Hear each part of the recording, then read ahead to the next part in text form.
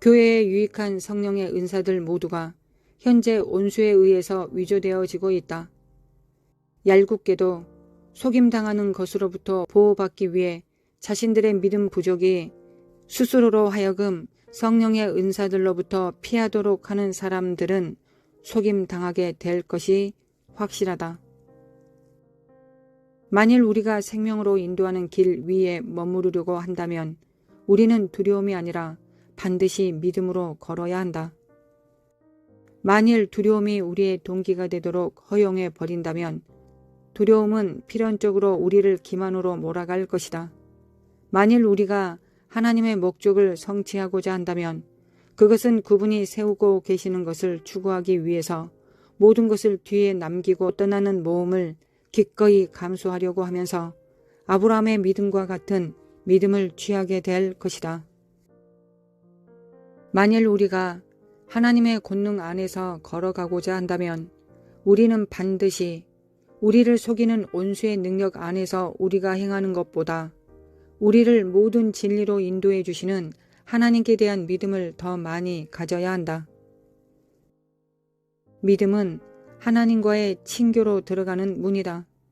왜냐하면 자연적인 영역을 초월하여 초자연적인 것에 이르는 데는 믿음이 요구되기 때문이다. 그래서 우리는 보이지 아니하는 분을 볼 수 있게 되는 것이다. 히브리서 11장 27절. 믿음 안에서 걸어갈 때 우리가 우리 마음의 눈으로 보기 시작하는 것은 우리가 우리의 육신의 눈으로 보고 있는 것보다 더욱 우리에게 실제적으로 된다. 그때 비로소 우리는 일시적인 것보다 더욱 영원한 것을 위해 살기 시작하게 될 것이다. 진정한 믿음 가운데서 걸어가는 사람들이 세상의 지혜를 따라 살아가는 사람들이나 자연적인 마음을 가진 사람들에게는 어리석게 보이는 것은 당연한 것이다. 우리가 주님을 분명하게 보고서 다른 어떤 것들보다 그분을 더욱 섬기고 경외하게 될 때 우리는 마법의 능력으로부터 자유함을 받는 데서 커다란 진전을 가지게 된다. 그때 우리는 여전히 땅에 속한 마음을 가진 사람들이나 마법의 능력 안에서 움직이는 사람들의 영향력이나 조종, 그리고 지배에 더 이상 종속되지 않게 된다. 악의 특성들 안에서 권위를 소유할 목적으로 자기를 바치는 자들은 거의 언제나 자신들을 더없이 어둡고 악하게 한다. 그들이 세상에 퍼뜨려온 편집증은 다른 어떤 사교가 할 수 있었던 것보다 교회의 분열과 손해를 가져오기 위해 더 많은 것을 행하여 왔다. 이들은 종종 유다가 언급했던 흠 잡는 자들이 되어 왔는데 마치 그것이 검증된 사실인 양 중상과 비방을 인쇄하거나 퍼뜨리면서 그렇게 해왔다.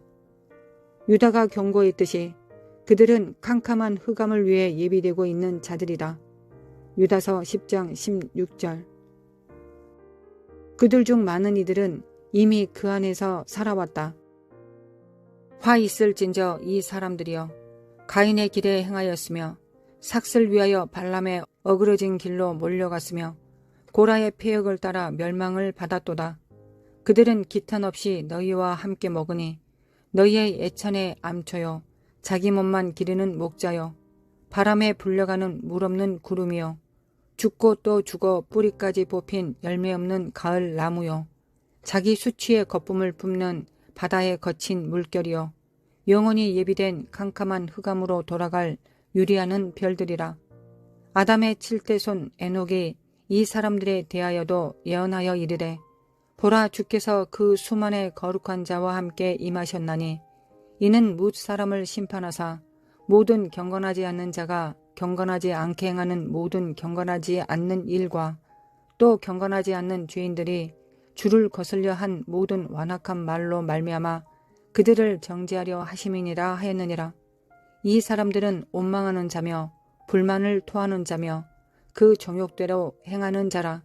그 입으로 자랑하는 말을 하며 이익을 위하여 아첨하느니라. 유다서 1장 11절부터 16절. 우리는 빛을 연구할 필요가 있는 만큼 어둠을 연구할 필요는 없다. 빛은 언제나 어둠을 이긴다. 우리가 빛 가운데 걸어가고 있다면 우리는 어둠을 쫓아낼 것이다. 우리가 만일 하나님의 진정한 초자연적인 권능 안에서 걸어간다면 우리는 모세가 이집트의 마법사들을 압도했던 것처럼 초자연적인 악의 능력을 확실하게 제압하게 될 것이다. 그러나 모세가 권능이 결여된 채로 이집트에 갔더라면 그는 성공하지 못하였을 것이다. 마찬가지로 오늘날 우리가 권능이 없다면 우리는 사람들을 자유케 하는데 성공하지 못할 것은 너무나 자명한 일이다. 증가하고 있는 악의 능력은 하나님의 권능 없이는 효과적으로 맞서거나 추방할 수 없을 것이다. 신비 종교들과 뉴에이지 그룹의 대부분은 지금 그들이 사용하는 마법에 주된 타겟으로 교회에 초점을 맞추면서 뻔뻔스럽게 공격을 가하고 있다. 그들은 교회에 침투하고 있을 뿐만 아니라 사역에 종사하는 사람들을 저주하고 또 마법을 걸기 위해 그들의 능력을 사용하고 있다. 나의 책 추수에서 나는 믿는 자들을 위협하고 굴욕을 주기 위해 교회의 모임에 신비종교 회원들이 침투하는 것과 비열한 행동을 일삼는 것에 대해서 기록하였다. 그리고 이것은 이미 놀랄 만큼 빈번하게 일어나기 시작하였다. 그러한 공격들의 목표물이 되어온 교회들을 위한 단순한 해결책이 있는데 그러한 교회들은 반드시 하나님의 권위와 권능을 알고 또 그 안에서 걸어가려고 추구해야 한다는 것이다. 우리 안에 계시는 분이 세상에 있는 자보다 훨씬 더 크시다. 요한 1서 4장 4절. 교회가 진정한 영적 권위 안에서 성장해 갈 때 신비 종교는 우리가 그들을 두려워하는 것보다 훨씬 더 우리를 두려워하기 시작할 것이다. 마법사들은 대개 참된 영적 권위를 소유한 사람들과의 직접적인 대결을 피하려고 한다.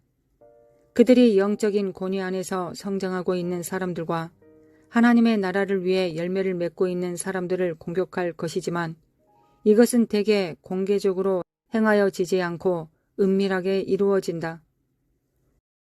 공격들은 흑마술을 따라 희생 제사를 하고 저주함으로 간접적으로 행하여진다.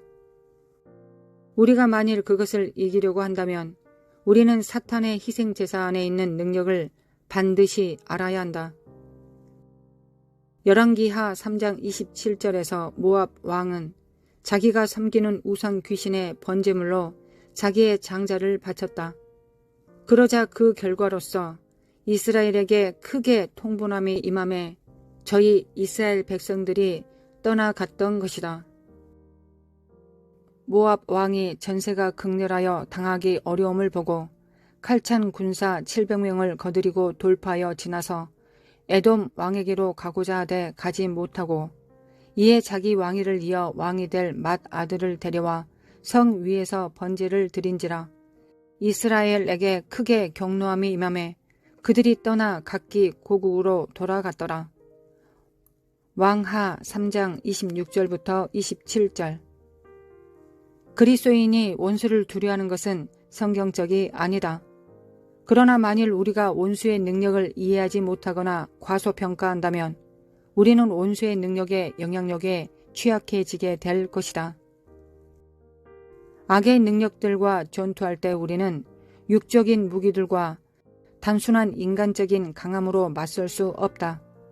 또한 우리는 그러한 것들로서 사탄의 말을 대적하여 싸우는 것은 불가능하다.